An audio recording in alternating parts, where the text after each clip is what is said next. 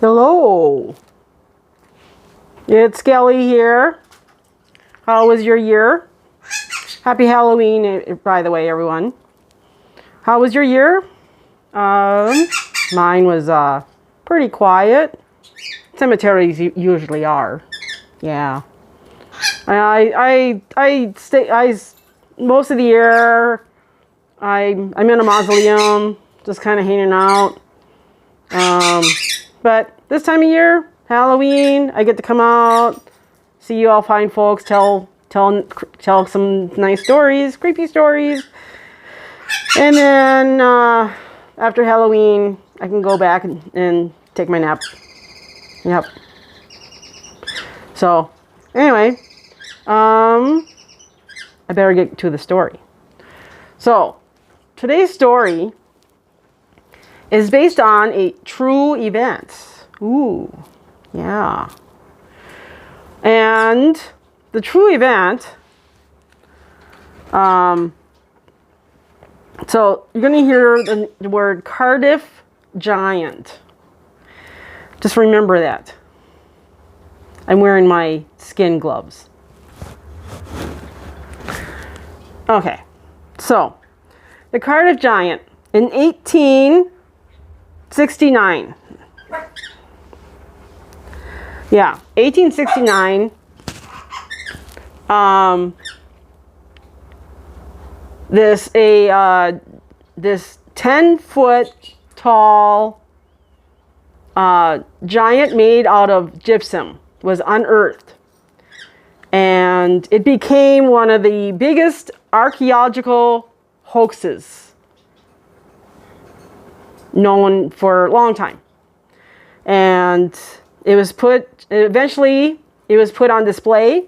It is still on display, and you can see it in Greenwich, Connecticut. Actually, you can see it now until February of next year. So you can still see it. This is a real thing. Okay. So you have to know that to really get this story. Okay.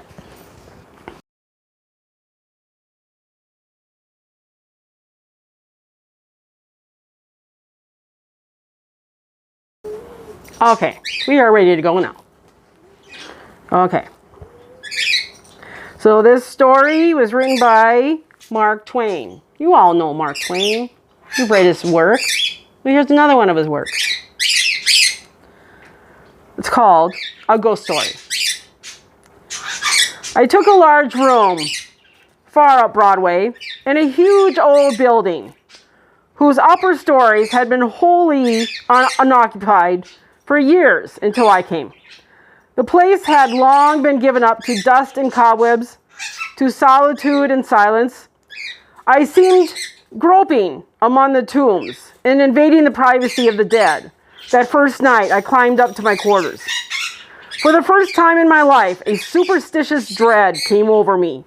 And as I turned a dark angle of the stairway, and an invisible cobweb swung its lazy woof in my face and clung there, I shuddered as one who had encountered a phantom. I was glad enough when I reached my room and locked out the mold and the darkness. A cheery fire was burning in the grate, and I sat down before it with a comforting sense of relief. For 2 hours I sat there, thinking of bygone times, recalling old scenes, and summoning half-forgotten faces out of the mists of the past, listening in fancy to voices that long ago grew silent for all time, and to once familiar songs that nobody sings now. And as my reverie softened down to a sadder and sadder pathos, the shrieking of the winds outside softened to a wail, the angry beating of the rain against the panes diminished to a tranquil patter, and one by one the noises in the street subsided, until the hurrying footsteps of the last belated straggler died away in the distance and left no sound behind. The fire had burned low. A sense of loneliness crept over me. I arose and undressed, moving on tiptoe about the room, doing stealthily what I had to do, as if I were environed by sleeping enemies, whose slumbers it would be fatal to break. I covered up in bed and lay listening to the rain and wind and the faint creaking of distant shutters till they lulled me to sleep.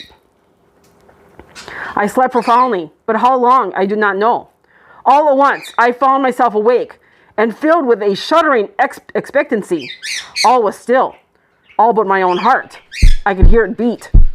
Presently, the bedclothes began to slip away slowly toward the foot of the bed, as if someone were pulling them. I could not stir. I could not speak.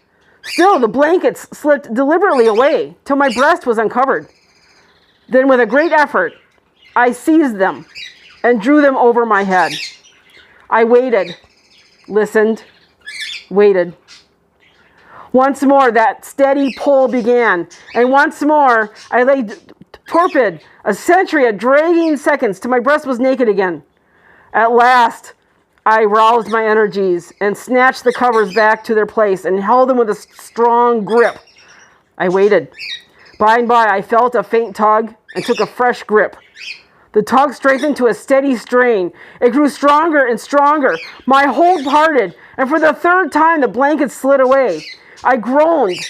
An answering groan came from the foot of the bed. Beaded drops of sweat stood upon my forehead. I was more dead than alive. Presently, I heard a heavy footstep in my room. The step of an elephant, it seemed to me. It was not like anything human, but it was moving for me. There was relief in that. I heard it approach the door, pass out without moving bolt or lock, and wander away among the dismal corridors, straining the floors and joists till they creaked again as it passed, and then silence reigned once more. When my excitement had calmed, I said to myself, "This is a dream, simply a hideous dream." And so I lay thinking it over until I convinced myself that it was a dream. And then a comforting laugh relaxed my lips, and I was happy again. I got up and struck a light. And when I found that the locks and bolts were just as I had left them, another soothing laugh welled in my heart and rippled from my lips. I took my pipe and lit it, and was just sitting down before the fire, when down went the pipe out of my nerveless fingers. The blood forsook my cheeks, and my placid breathing was cut short with a gasp. In the ashes on the hearth, side by side with my own bare footprint, was another, so vast that in comparison, mine was but an infant's. Then I had had a visitor, and the elephant tread was explained. I put out the light and returned to bed, palsied with fear. I lay a long time, peering into the darkness and listening. Then I heard a grating noise overhead, like the dragging of a heavy body across the floor. Then the throwing down of the body, and the shaking of my windows in response to the concussion. In distant parts of the building, I heard the muffled slamming of doors. I heard, at intervals, stealthy footsteps creeping in and out among the corridors, and up and down the stairs. Sometimes these noises approached my door, hesitated, and went away again. I heard the clanking of chains faintly and in remote passages, and listened while the clanking grew nearer, while it warily climbed the stairways, marking each move by the loose surplus of chain that fell with an accented rattle upon each succeeding step as the goblin that bore it advanced. I heard muttered sentences, half-uttered screams that seemed smothered violently, and the swish of invisible garments, the rush of invisible wings. Then I became conscious that my chamber was invaded, that I was not alone. I heard sighs and breathings about my bed, and mysterious whisperings. 3 little spheres of soft, phosphorescent light appeared on the ceiling directly over my head, clung and glowed there a moment, and then dropped. 2 of them upon my face, and 1 upon the pillow. They spattered liquidly and felt warm. Intuition told me they had turned to gouts of blood as they fell. I needed no light to satisfy myself of that. Then I saw pallid faces, dimly luminous, and white uplifted hands floating bodiless in the air, floating a moment and then disappearing. The whispering ceased, and the voices and the sounds, and a solemn stillness followed. I waited and listened. I felt that I must have light or die. I was weak with fear. I slowly raised myself toward a sitting posture, and my face came in contact with a clammy hand. All strength went from me, apparently, and I fell back like a stricken invalid. Then I heard the rustle of a garment. It seemed to pass to the door and go out. When everything was still once more, I crept out of bed, sick and feeble, and lit the gas with a hand that trembled as if it were aged with 100 years. The light brought some little cheer to my spirits. I sat down and fell into a dreamy contemplation of that great footprint in the ashes. By and by, its outlines began to waver and grow dim. I glanced up, and the broad gas flame was slowly wilting away. In the same moment, I heard that elephantine tread again. I noted its approach, nearer and nearer along the musty halls, and dimmer the light waned. The tread reached my very door and paused. The light had dwindled to a sickly blue, and all things about me lay in a spectral twilight. The door did not open, yet I felt a faint gust of air fan my cheek, and presently was conscious of a huge, cloudy presence before me.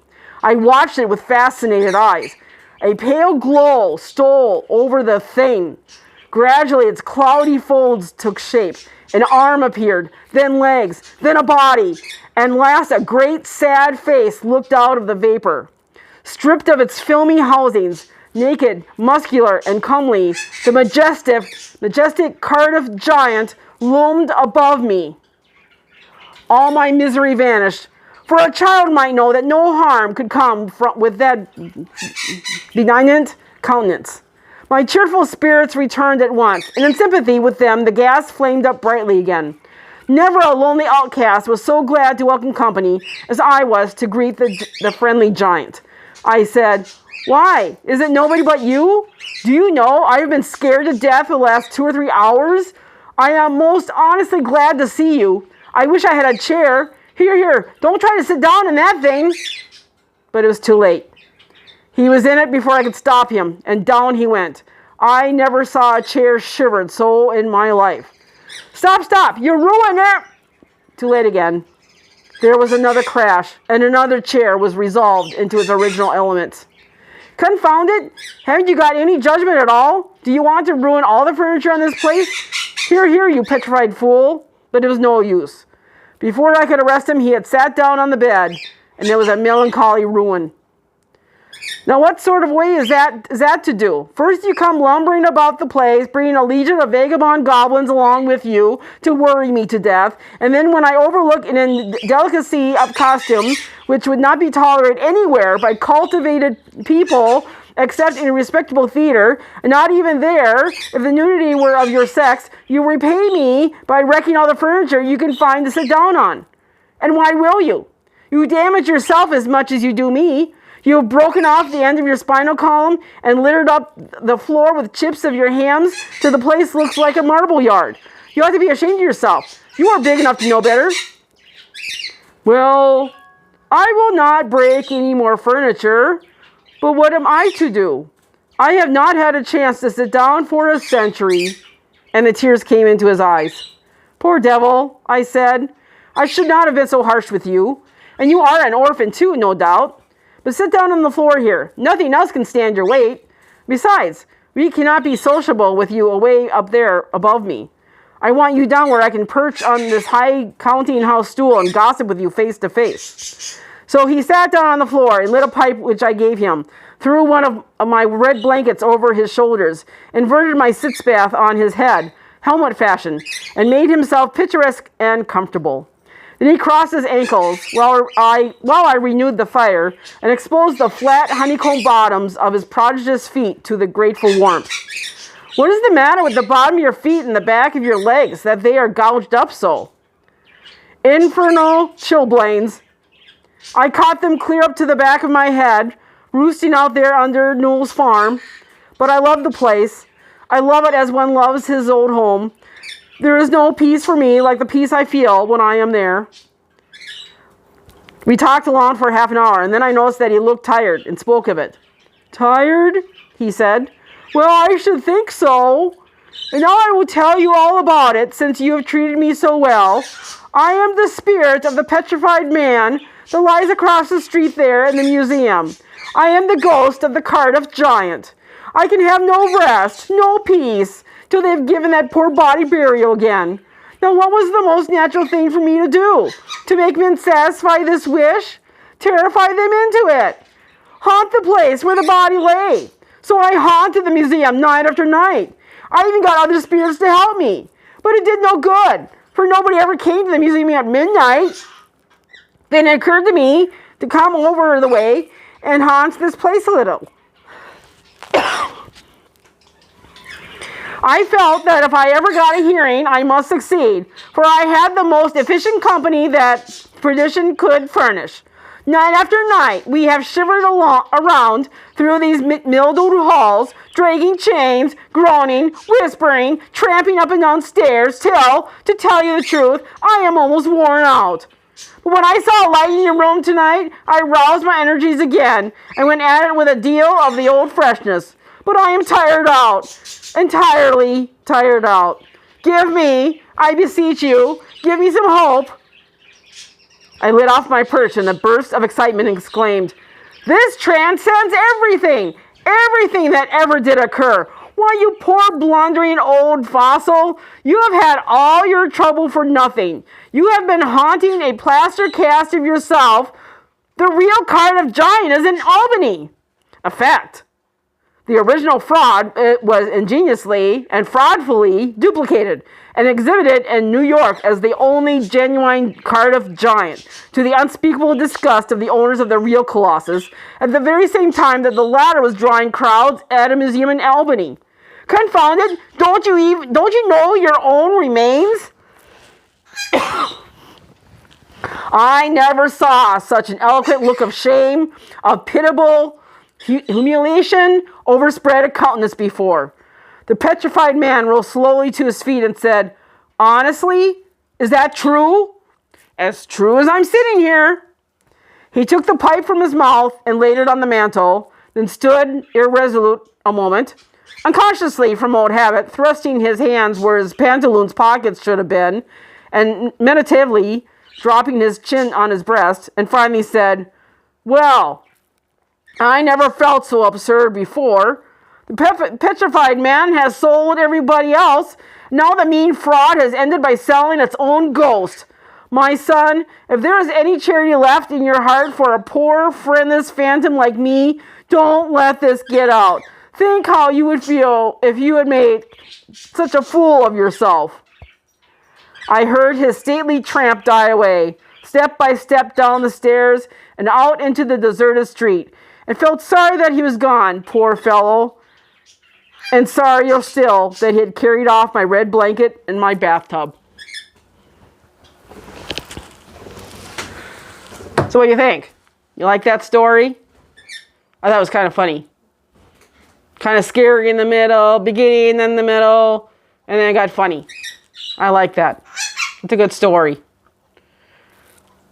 So, I hope you all have a good Halloween and eat lots of candy. And I will wander around here for a few more days and then go take my nap. So, happy Halloween. Happy ghosting.